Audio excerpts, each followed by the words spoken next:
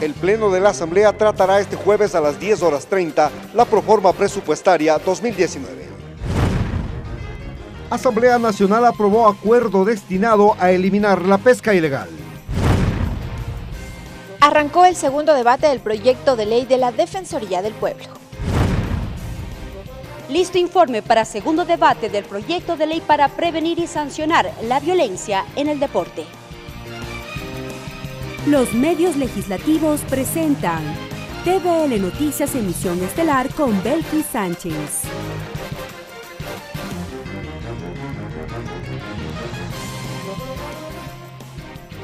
Martes 27 de noviembre del 2018. Saludos amigos, sean ustedes bienvenidos a la emisión estelar de TVL Noticias. Gracias como siempre a quienes nos siguen a través de la señal de los medios legislativos. Televisión Legislativa del Ecuador, la radio de la Asamblea Nacional y por supuesto a quienes nos miran por internet por tvl.asambleanacional.gov.es, así como también por Facebook Live.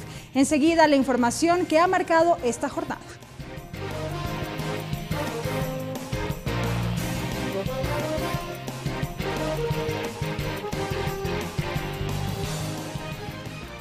Iniciamos contándoles que diversas reacciones generó en la Asamblea Nacional la denuncia de supuestos cobros indebidos por parte de la vicepresidenta de la República, María Alejandra Vicuña, mientras ejercía como asambleísta. Los legisladores sostienen que se debe investigar este caso respetando el debido proceso.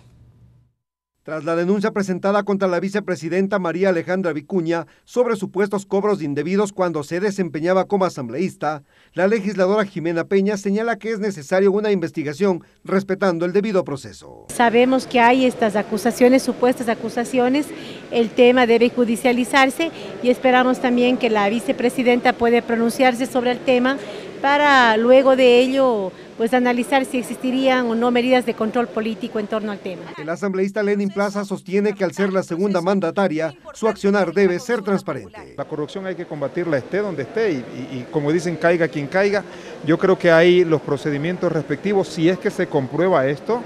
Los legisladores del Movimiento Creo solicitaron al presidente Lenín Moreno inicie las investigaciones. No descartan iniciar un juicio político. El asambleísta por el Partido Social Cristiano, César Ron, se pronunció sobre el tema. Es lamentable, triste para la historia de nuestra nación que esto siga saliendo, donde los altos funcionarios del gobierno están inmersos en estas denuncias. La legisladora Ana Belén Marín pidió a la vicepresidenta dar un paso al costado mientras duren las investigaciones. Ella debería en este momento pedir una licencia sin remuneración para defenderse, ya que las denuncias existentes son en un periodo en el cual ella fue legisladora, más no vicepresidenta. La fiscal general Ruth Palacios anunció que iniciarán las investigaciones de oficio. Estamos tomando las previsiones del caso, es decir, obtenerla de buena mano y en base a eso iniciar la investigación previa respectiva. No existe denuncia formal, pero dentro de nuestras obligaciones como Fiscalía, de cualquier manera que llegue estas noticias crímenes, tenemos la obligación de iniciar una investigación previa. A través de su cuenta de Twitter, la vicepresidenta manifestó: esta tarde informaré y mostraré pruebas al país sobre la extorsión que está detrás de esta nueva infamia de un calumniador en mi contra, para afectar una vez más al gobierno y al presidente, lo cual no voy a permitir. Clever Aranda, TVL Noticias. Y ahora les contamos que este jueves el Pleno de la Asamblea Nacional tratará el informe sobre la proforma presupuestaria 2019. Esta discusión se dará en el marco de la sesión número 557 que fue convocada para las 10:35. Este jueves el Pleno de la Asamblea Nacional tratará la proforma presupuestaria 2019. El presidente de la Comisión de Desarrollo Económico, Esteban Albornoz, señaló que el Pleno tiene dos caminos. Es aprobar u observar. Entonces hay esas dos alternativas con relación a la proforma presupuestaria. Entendemos pues que existe preocupación, por ejemplo, con la asignación a las universidades. Y claro, una forma de reasignar esos recursos a las universidades es que la Asamblea Nacional observe el presupuesto, se remita al Ejecutivo, el Ejecutivo envíe una nueva versión. Los asambleístas Raúl Tello y Franco Romero señalaron que no hay los votos requeridos para aprobar la proforma enviada por el Ejecutivo. El análisis de la proforma va a establecer las observaciones correspondientes que serán enviadas al presidente de la República y luego de aquello esperemos de que se acojan esas observaciones. De lo que he conversado con diferentes representantes de los bloques y bancadas legislativas, no existen los votos en el Pleno para aprobar esta proforma presupuestaria. Jimena Peña es partidaria del diálogo para lograr consensos. Que la proforma entre por el Ministerio de la Ley sería una mala señal, asegura. Tenemos 17 recomendaciones, entre las que están, por ejemplo, el presupuesto de las universidades, el tema de la educación, el tema de la salud, de la agricultura, entre otros temas. El tratamiento de la proforma se realizará a las 10 de la mañana de este jueves. Clever Aranda, TVL Noticias. Y este martes arrancó el segundo debate del proyecto de ley de la Defensoría del Pueblo. El ponente del informe sostuvo que la propuesta garantiza el cumplimiento de derechos. Sin embargo, hubo quienes cuestionaron el alcance de esta iniciativa. El debate fue suspendido y los asambleístas deberán remitir sus observaciones a la Comisión de Participación Ciudadana para que sean analizadas. El primero en intervenir fue el ponente y presidente de la Comisión de Participación Ciudadana, Héctor Yepes, quien explicó que el proyecto ha sido modificado en su mayoría, a diferencia del que recibieron del periodo anterior, en cuyo momento superó el primer debate. Yepes manifestó que la propuesta asegura autonomía a la institución y la garantía de los derechos. Fortalecer no solo la defensa de los derechos humanos y de la naturaleza, sino una competencia a veces olvidada que es la promoción de los derechos. Los legisladores sostienen que es fundamental que la Defensoría del Pueblo se consolide como la entidad de protección de los derechos humanos. Qué bueno que tratemos este proyecto de ley, de reforma de ley, precisamente en momentos en los que nuestra comunidad migrante está siendo perseguida por el gobierno de los Estados Unidos. Han sido vulnerados en sus derechos, estén protegidos y tengan la confianza de asistir a esta institución que tiene de hecho que constituirse en una verdadera Defensoría del Pueblo. Sin embargo, hubo quienes consideran que antes de la aprobación del proyecto deben definirse mecanismos que garanticen la protección de derechos y que se verifiquen que las competencias que se le asigne en el proyecto a la Defensoría vayan acorde con los establecidos en la Constitución. Encontramos grandes y abismales diferencias, y diferencias que tienen una consecuencia de fondo, que es precisamente que a la hora de aplicar los mandatos y los preceptos contenidos en la ley de la Defensoría del Pueblo, simplemente nos encontramos ante letra muerta. Lo importante es que las competencias que en esta ley se le asigna a la Defensoría del Pueblo no vayan más allá de las competencias señaladas en la Constitución de la República. Es así que el debate fue suspendido y el presidente de la comisión solicitó a los legisladores envíen sus observaciones al proyecto para que la mesa legislativa analice las incorporaciones necesarias para cuando se retome el debate. Una de las fechas tentativas podría ser el 10 de diciembre, Día Universal de los Derechos Humanos. Lorena Espinosa, TVL Noticias.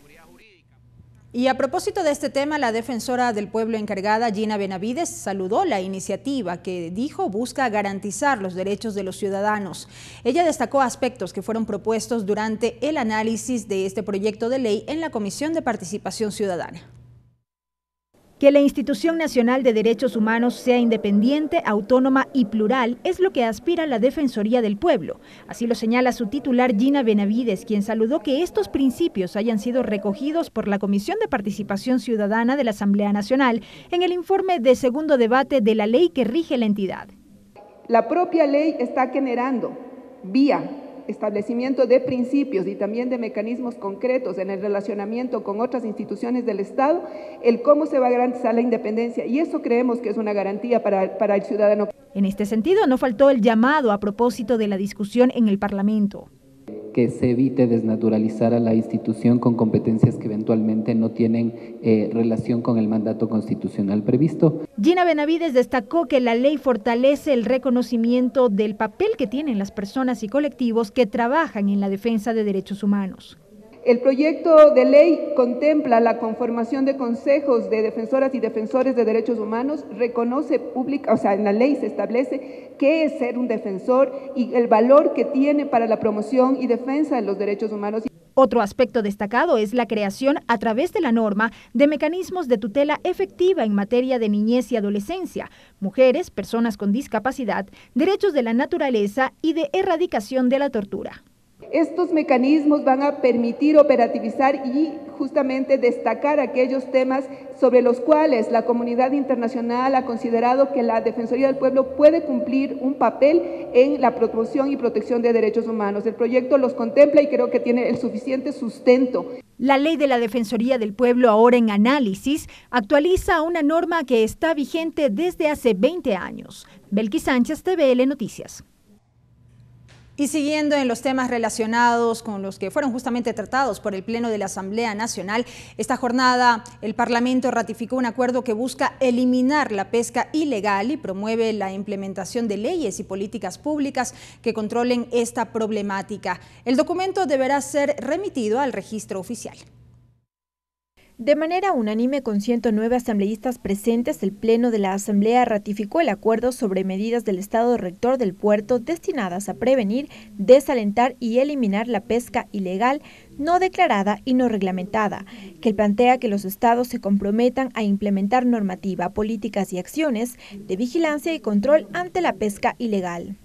Durante el debate, los legisladores expusieron con estadísticas la incidencia que tendría la aprobación del acuerdo, debido a que al ser Ecuador un país costero, gran parte de la población ecuatoriana vive de la pesca. El territorio marítimo del Ecuador es 5 veces más grande que el continental, que la pesca en el Ecuador es uno de los pilares más importantes para el desarrollo social y económico del país, contribuyendo a la seguridad alimentaria de gran parte de la población y siendo un gran dinamizador del empleo. Hoy, después de 60 años, con orgullo podemos decir que el Ecuador es el segundo productor en el mundo de atún enlatado, después de Tailandia. Entonces, si no cuidamos los recursos, si no nos protegemos de las flotas distantes, si no permitimos que estos barcos, que sin autorización, sin permiso, siguen recogiendo los recursos en el mar, tienen que ser limitados. Por ello insistieron en que con la aprobación del acuerdo se podría frenar la pesca ilegal. Además consideran que es fundamental trabajar a la par en leyes internas que permitan fortalecer la gobernanza. Esta relación que existe entre grandes industrias pesqueras y también con la pesca artesanal. A veces puede darse cuestiones de abusos y en esto tiene que haber una normativa y tiene que regular el Estado para que en este momento se dé lo que es una pesca sustentable. Serán necesarias para fortalecer la pesca artesanal, una de las actividades históricas heredadas de las culturas ancestrales. El documento fue analizado por la Comisión de Relaciones Internacionales. Cuenta con dictamen favorable de la Corte Constitucional y una vez ratificado por el Pleno, pasará a Cancillería, Presidencia y el registro oficial para su puesta en vigencia. Lorena Espinosa, TVL Noticias. Y en la misma sesión desarrollada esta jornada, el Pleno de la Asamblea Nacional conoció las renuncias de las asambleístas Noralma Zambrano y Rosa Orellana a la comisión ocasional creada para velar por el cumplimiento de los saberes del Estado con los jubilados. En su lugar, el Pleno aprobó que el asambleísta Elio Peña forme parte de esta mesa legislativa, pues él ha participado con voz pero sin voto en todas las sesiones de la comisión. Además, se conoció de las renuncias de los legisladores Rubén Bustamante y Lourdes Cuesta a la comisión creada para atender los temas de la niñez. Tras esta propuesta de la presidenta de la mesa ocasional, no habrá reemplazo en sus puestos, de manera que esta comisión quedará conformada por los asambleístas Encarnación Ducci, Franklin Samaniego, Verónica Arias, Dayana Pazlake, Karina Arteaga y Ángel Sin Maleza. Es tiempo de una primera pausa, amigos. Al volver, más información. Quédese en nuestra sintonía. Regresamos con TVL Noticias, emisión estelar, luego de la siguiente pausa promocional.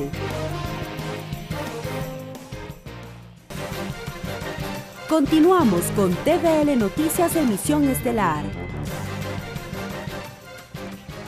Seguimos con más noticias, amigos. Gracias por acompañarnos. Les contamos que la Comisión Ocasional para atender temas de niñez y adolescencia aprobó esta tarde su plan de trabajo.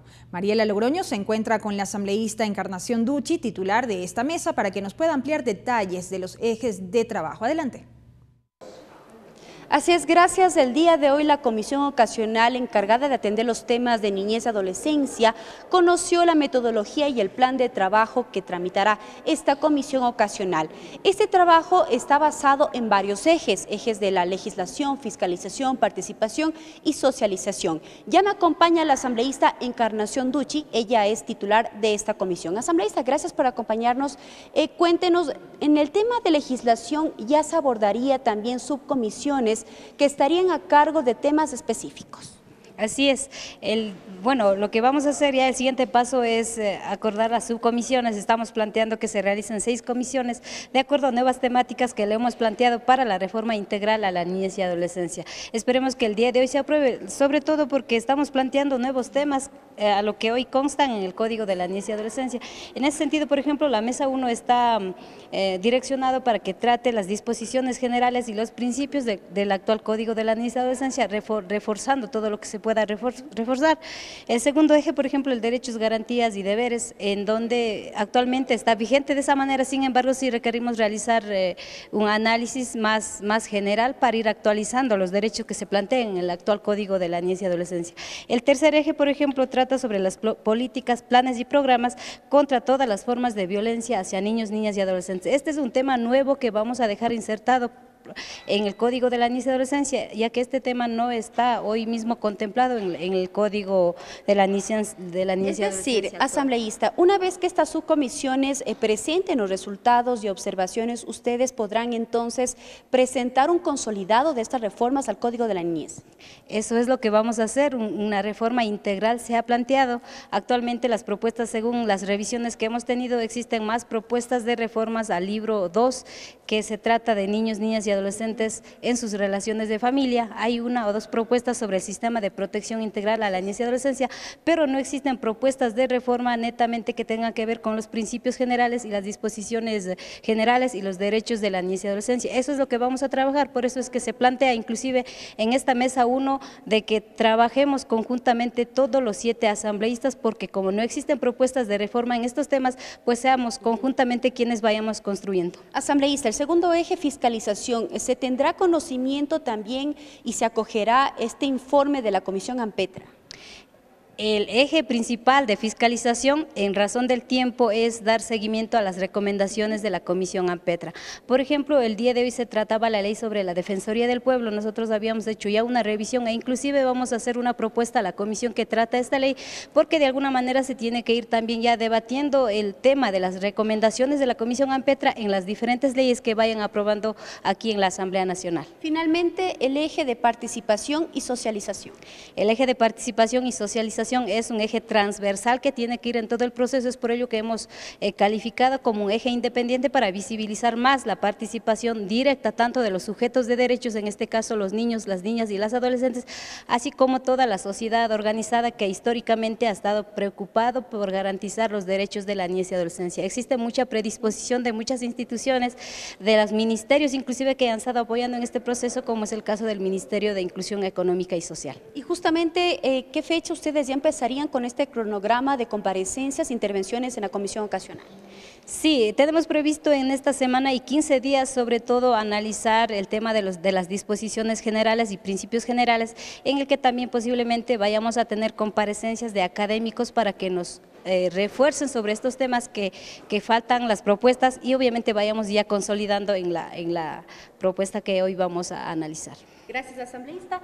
Estuvo con nosotros la asambleísta Encarnación Duchi, ella es titular de la comisión ocasional encargada de atender los temas de niñez y adolescencia. Como ustedes pudieron escuchar, son varios los ejes que serán discutidos y analizados en el marco del tratamiento de esta metodología de trabajo, con miras a presentar un consolidado sobre un proyecto de reformas al Código de la Niñez y Adolescencia. También recordar que al interior de la Comisión de Justicia ya se vienen tratando varios proyectos en la materia. Es la información que se genera hasta este momento. Muy buenas tardes. Gracias a Mariela Logroño por ese reporte, y en otro orden de la información les contamos que con 9 votos a favor, la Comisión del Derecho a la Salud de la Asamblea Nacional aprobó el informe para el segundo debate del proyecto de ley de prevención y sanción de la violencia en el deporte. que busca implementar acciones preventivas encaminadas a erradicar la violencia en escenarios deportivos. En el texto se abordan además aspectos como planes de seguridad, sanciones, permisos para eventos y obligaciones de varios organismos. El 16 de septiembre del 2007, el niño Carlos Cedeño falleció por un impacto de bengala en el Estadio Monumental de Barcelona. El 20 de junio del 2009, David Erazo, de 17 años, recibió puñaladas de presuntos integrantes de la Barra Muerte Blanca cuando salía del estadio de la Liga. El 15 de febrero del 2009, aficionados apuñalaron a 2 hinchas del Deportivo Quito en un doblete en el Estadio Olímpico Atahualpa. Estos, entre otros casos, sustentan el proyecto de ley para prevenir y sancionar la violencia en el deporte, que cuenta con informe favorable para segundo debate ante el Pleno. El legislador Carlos Vera, ponente de esta iniciativa, explica los detalles. Y pudimos aclararle sobre todo a las barras organizadas de que este proyecto no iba con una intención de perjudicarlos a ellos, ¿no? Por lo contrario, más bien es para fortalecerlos, para garantizarle seguridad. La propuesta contempla un plan de seguridad, prevención y gestión de riesgos en escenarios deportivos de carácter integral. Darle a Sudamérica, al Ecuador, la garantía para que todas las personas que nos gusta el deporte vayamos con esa tranquilidad y esa seguridad. También se sanciona la violencia con ocasión deportiva. Es así que será sancionada la persona o el grupo con el 25% del salario unificado del trabajador si escala o sube mallas de protección e ingresa de forma no autorizada a la cancha. Será sancionada con pena privativa de libertad de 1 a 10 días, multa del 25% del salario unificado y prohibición especial de ingreso durante 90 días a la persona que porte bengala o material inflamable, arma cortopunzante en los escenarios deportivos. Sanciones económicas hasta sanciones también de suspensiones de licencia, de suspensiones también, de sanciones también penales, de acuerdo a la gravedad de las infracciones, ¿no? En la iniciativa también incorpora responsabilidades para los medios de comunicación que deberán promover y difundir en los distintos espacios mensajes orientados a prevenir la violencia. El documento fue remitido a la Presidencia de la Asamblea Nacional para convocatoria a debate ante el Pleno. Mariela Logroño, TVL Noticias. Y la designación de autoridades de las federaciones provinciales deportivas del país fue el tema de debate al interior del grupo parlamentario por la masificación del deporte en el marco del tratamiento del proyecto de reformas a la ley que trata esta materia. Dirigentes y exdirigentes coincidieron en que las directivas son elegidas por intereses políticos y no deportivos. Aníbal Fuentes, presidente de la Concentración Deportiva de Pichincha, contó desde su experiencia cómo se cambian de autoridades de manera permanente en las federaciones provinciales. Él aduce que son por intereses políticos, desconociendo, dijo, la experticia en el ámbito deportivo, acorde a la realidad de cada provincia. Citó el ejemplo de Pichincha. ¿Cómo estaría conformada la directiva? Imagínense el alcalde asistiendo a una reunión cada 8 días donde nosotros. Tiene que ser bien amigo para que vote todo con nosotros, porque ¿qué le pueden pedir al alcalde si no participa? No está empapado.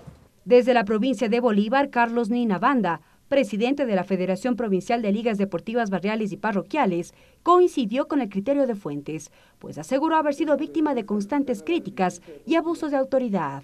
Las autoridades querían que Carlos Nina Banda siga en la dirigencia, porque me gané honrosamente con méritos para seguir adelante, pero no les gustó, por decirles la verdad, en ese entonces a quienes tuvieron el misterio. El exdirigente deportivo y ciclista Juan Carlos Bosch Mediano habló sobre la capacidad de decisión de las federaciones. Que se haya perdido con esta forma de directorio el principio de la autoridad, que el administrador se vaya encima del presidente y que tome decisiones sin que el presidente sepa. Este tema constituyó el debate en el grupo parlamentario. Los asambleístas Freddy Alarcón y Washington Paredes también apoyaron las observaciones. Y vemos cómo esos directorios de las federaciones deportivas son totalmente amarrados, amañados.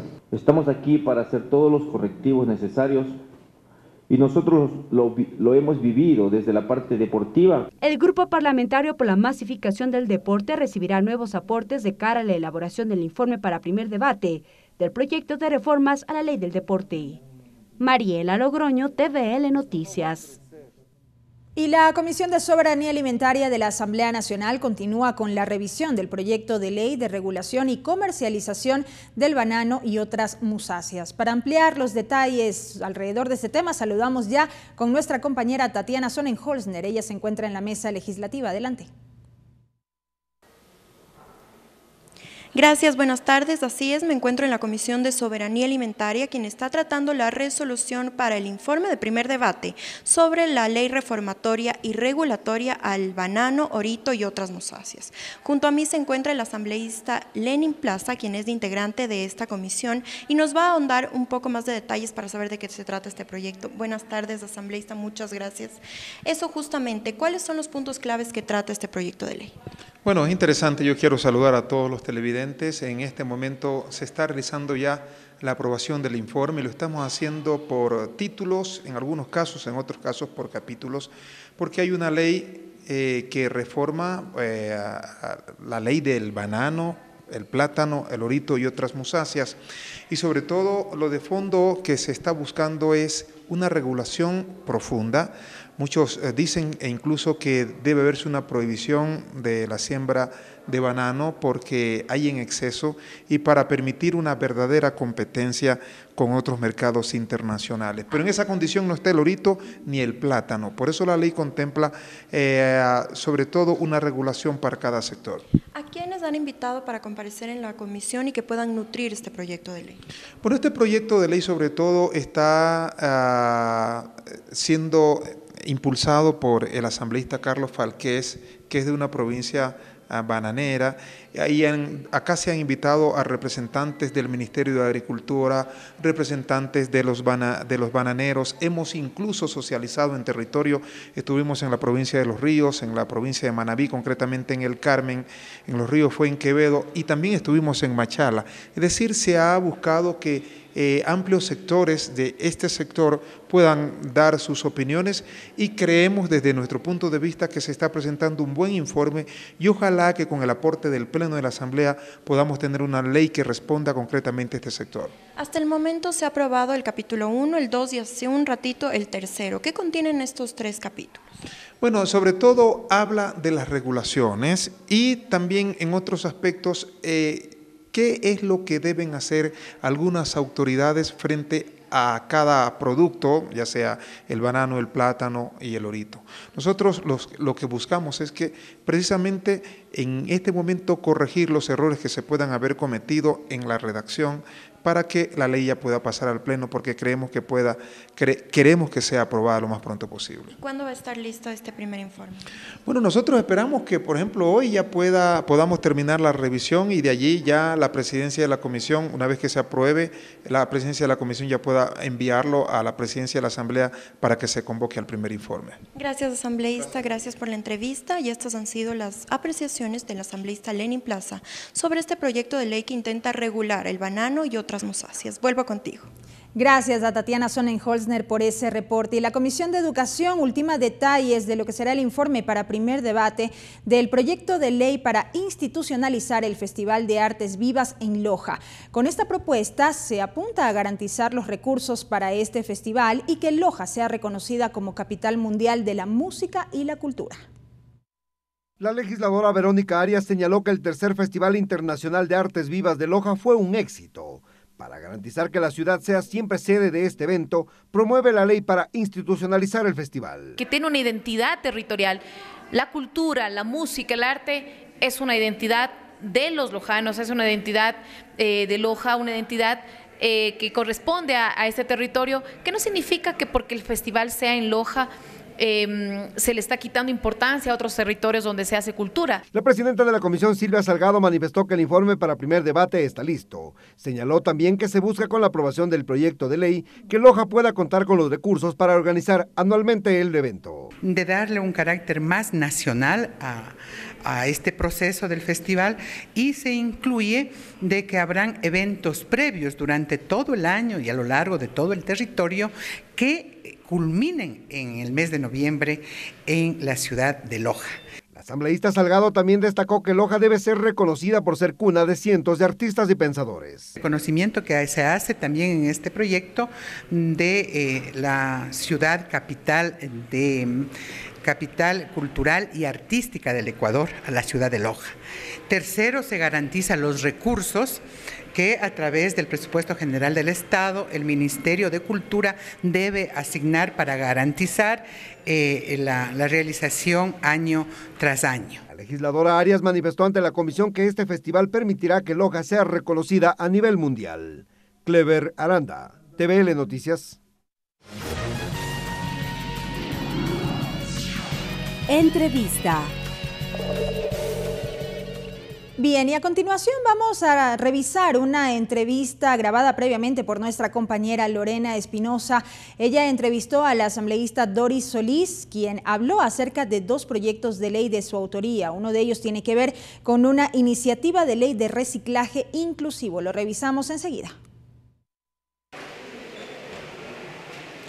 Gracias. Con el objetivo de preservar el medio ambiente y también incentivar buenas prácticas de reciclaje, la asambleísta Doris Solís ha presentado un proyecto de ley precisamente para ello, para el reciclaje. ¿En qué consiste esta propuesta? Es lo que le consultamos enseguida a la legisladora. ¿Cuál sería el mecanismo para incentivar el reciclaje?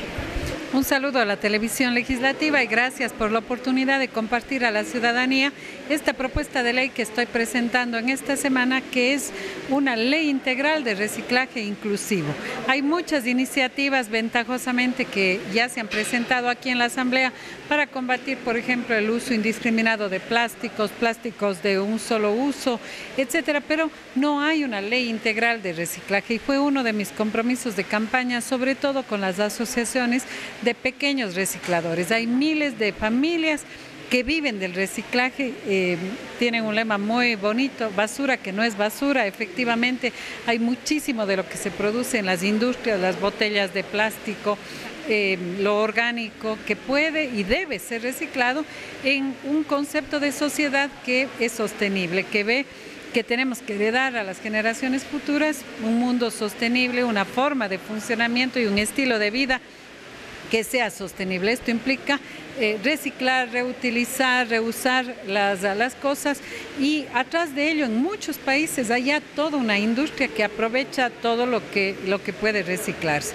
En el país de lo reciclable solamente se aprovecha un 20%, es decir, tenemos un 80% para explorar. ¿Pero qué requiere ello? Primero, en la ley estoy proponiendo un sistema institucional liderado por el Ministerio de Ambiente que con un plan de trabajo por cada periodo de gobierno y anualmente dicte las normas de reciclaje obligatorias en las instituciones públicas, privadas, en las industrias y en los gobiernos locales. Un segundo aspecto, involucrar a los gobiernos locales. Son muy pocos todavía los municipios que tienen ordenanzas de reciclaje donde el ciudadano además debe participar. No cuesta nada acostumbrarse a reciclar lo orgánico, de lo que es plásticos, de lo que es botellas, de lo que es material peligroso.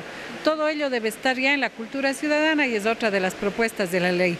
Y un capítulo muy importante es la protección de los derechos de los recicladores, que hoy no tienen seguridad social, trabajan en condiciones insalubres, no reciben necesariamente el apoyo de los GATS, no tienen locales para reciclar, apoyo a las microempresas cuando esa es obligación de los gobiernos locales. De modo que este proyecto, que podrá sumarse a las otras iniciativas, busca resolver este vacío que tiene el país y proyectar una actividad que ya en muchas partes del mundo constituye una fuente de empleo, de recursos económicos y también de prácticas sostenibles. Y eso también, asambleísta, si hablamos, como usted lo ha dicho, en la gran mayoría de municipios no existen programas, proyectos que incentiven el reciclaje. En este sentido también es algo ya cultural de nuestro país. Así es, por eso las leyes muchas veces ayudan a esos cambios culturales. Requerimos que los gobiernos locales, por ejemplo, pasen de esos viejos botaderos de basura insalubres, sin ninguna tecnificación, a verdaderos rellenos sanitarios que pueden hacerlo en mancomunidades. Incluso se creó en la década pasada un crédito específico del BEDE para incentivar que los municipios lo hagan, pero el avance es muy lento. Entonces la ley busca también esta alianza estratégica con los gobiernos locales para que todos los 221 tengan ordenanzas de reciclaje, tengan la infraestructura de reciclaje, es decir, depósitos separados para que el ciudadano luego no junte de nuevo la basura clasificada, Todo de nada sirve clasificarlo tal vez en la casa y en los recolectores. Que no tenga un procesamiento adecuado, así es. Es una ley para ganar todos y estoy muy entusiasmada de haber recibido el apoyo de asociaciones de recicladores, de gobiernos locales, como cuencana que soy, tomado también la experiencia de la EMAC, de la empresa pública que tenemos en el municipio de Cuenca, que es un modelo que sirve incluso provincial y regionalmente. He recibido insumos de la academia, de fundaciones que trabajan la temática, es decir, de todos los actores, de los técnicos del MAE, en fin, de modo que es un proyecto que se abre para la discusión con la ciudadanía y en lo cual estaré trabajando los próximos meses. ¿Cuál es la expectativa entonces cuando esta propuesta sea conocida y calificada por el CAL? Que pueda pasarse probablemente a la Comisión de Desarrollo Económico, que viene trabajando el tema de plásticos, el tema de algunas otras iniciativas, se englobe y podamos para el primer semestre del próximo año tener la ley integral de reciclaje inclusivo y manejo de desechos sólidos. Por otra parte, asambleísta, usted también presentó un proyecto de código de ética, esto en el marco del tratamiento de las reformas a la ley de la función legislativa. Así es, la Asamblea Nacional no tiene un código de ética para los parlamentarios, tiene un código de ética para los funcionarios legislativos. Hay normas éticas en la ley de la función legislativa, pero creo que eso tiene que reforzarse. Tengo la suerte de ser delegada por la Asamblea Nacional a la Unión Interparlamentaria Mundial, quien recomienda que existan estos códigos de conducta donde se refuerce se refuercen normas más claras de transparencia de la información hacia los ciudadanos, que el ciudadano pueda en una plataforma mirar a cuántas sesiones asiste un asambleísta, cuál es su desempeño, cuáles son las iniciativas legislativas que ha presentado, etcétera. Eso no lo tenemos ahora, es decir, propongo algunos mecanismos de fortalecimiento de la transparencia. Propongo también que haya una unidad de género y derechos humanos en la Asamblea que cuide los ataques sexistas, discriminatorios y de discrimen de género, que es otro aspecto reñido con la ética. Propongo también mecanismos de mayor participación de la ciudadanía en el quehacer de la Asamblea y afinar los mecanismos con los cuales la Asamblea pueda sancionar el cometimiento de faltas éticas. Creo que es una contribución que puede incorporarse a las reformas a la ley de la función legislativa que ya están tratándose en la Comisión de Justicia. Muchísimas gracias al asambleísta Doris Solís. Así como le ha dicho, la Comisión de Justicia tramita ya al momento la reforma hasta la ley orgánica de la función legislativa y pues la propuesta es que este proyecto de código de ética sirva como insumo en el marco del tratamiento de esa mesa legislativa. Gracias a nuestra compañera Lorena Espinosa con esa entrevista al asambleísta Doris Solís. De inmediato vamos a una nueva pausa, amigos. Al volver más noticias. Regresamos con TVL Noticias, emisión estelar, luego de la siguiente pausa promocional. Continuamos con TVL Noticias, emisión estelar.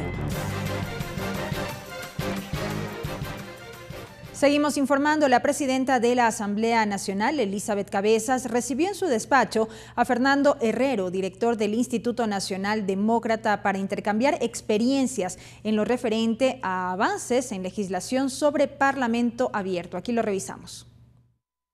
En la cita, la presidenta de la legislatura, Elizabeth Cabezas, y el director del Instituto Nacional Demócrata, Francisco Herrero, hablaron sobre la creación de la red del Parlamento abierto en Ecuador. De acción que le permitan construir una hoja de ruta para que cada día estos cuerpos legislativos estén más cerca de los ciudadanos y de las ciudadanas, que puedan implementar acciones que correspondan a la transparencia del órgano legislativo. Herrero señaló que existe voluntad de la máxima autoridad legislativa del Ecuador y mencionó detalles del próximo encuentro de la red en Quito. La presidenta, como ustedes saben, ha sido elegida dentro de la mesa directiva de Parlaméricas y en ese sentido se hará en los próximos meses un encuentro de esta red de parlamentos en toda la región, se realizará aquí en la ciudad de Quito. Francisco Herrero también explicó la importancia de contar con un parlamento abierto. Que los ciudadanos y las ciudadanas puedan conocer qué sucede aquí en esta casa y que puedan participar activamente. Por eso ese núcleo de participación ciudadana es fundamental, pero también es fundamental en materia de transparencia. El delegado internacional destacó los avances logrados en Ecuador como la Ley de Acceso a la Información Pública. Clever Aranda, TVL Noticias. Hacemos una precisión en cuanto a la introducción a esta nota que acabamos de revisar. La presidenta de la Asamblea Nacional recibió a Francisco Herrero, director del Instituto Nacional Demócrata.